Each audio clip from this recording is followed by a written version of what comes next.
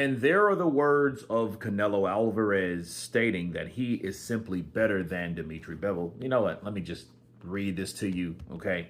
He said it affected me deeply. I shouldn't have lost. I am simply better than him. I wasn't 100% physically speaking. My hand wasn't 100%. I couldn't train 100%. A week before the fight, I suffered a rib injury during training. I shouldn't have fought. The defeat is still a pain in my heart. I still haven't got over that moment. And that is what Canelo said about the loss to Dmitry Bivol _D while speaking to Hugo Sanchez Presenta Show. Okay. Listen. This shit sounds like Deontay Wilder Jr. here. You know what I mean? Because here's the thing. All right, listen. If he shouldn't have fought, he shouldn't have fought.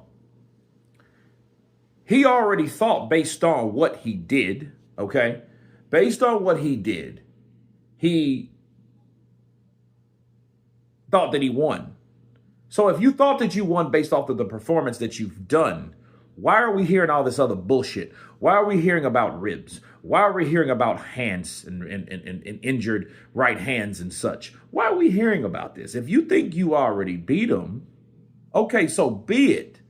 And if that was the case, if you were injured, Canelo, okay, and when was that fight? Let's see when that fight was. Canelo Alverez, Dmitry Bivol, date. Come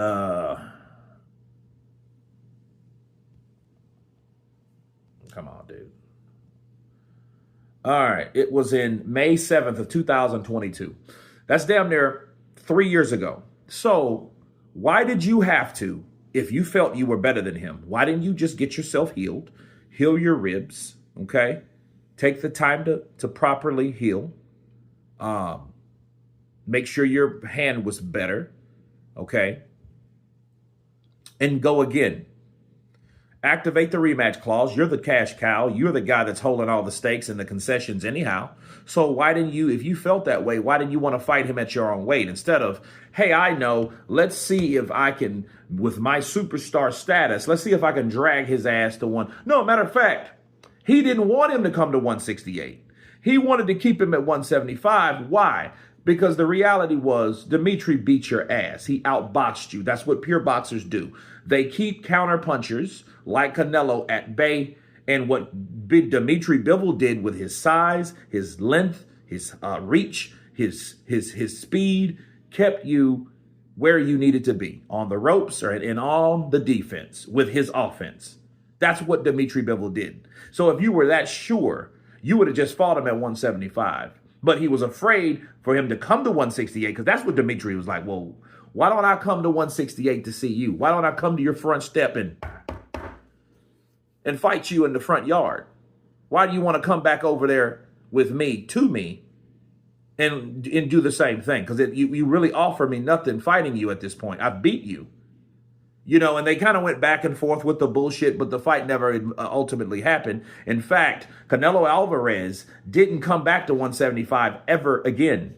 So if you thought that you were better, yeah, you beat Kovalev. Okay, you get that. You beat an old drunken ass Kovalev. Oh, essaying ass drunken Kovalev. That was past his prime. Yeah, he beat Anthony Yard. That was his last hurrah, really, to be real. Then he had to fight you and you had a quick start on him. But then yet you lost to Dmitry Bivol. And you never came back to 175. So, you know, I hear Canelo Alvarez saying this.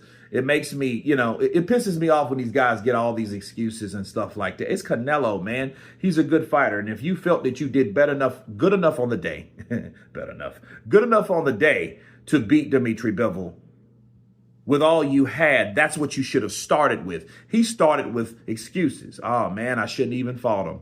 It was my hand. It was my ribs. But no, it wasn't your ribs. It wasn't your hand.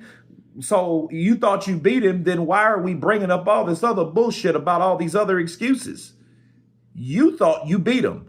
I thought I beat him on the scorecard. So me having a damaged hand, me having a damaged rib meant nothing to mention. So why mention it?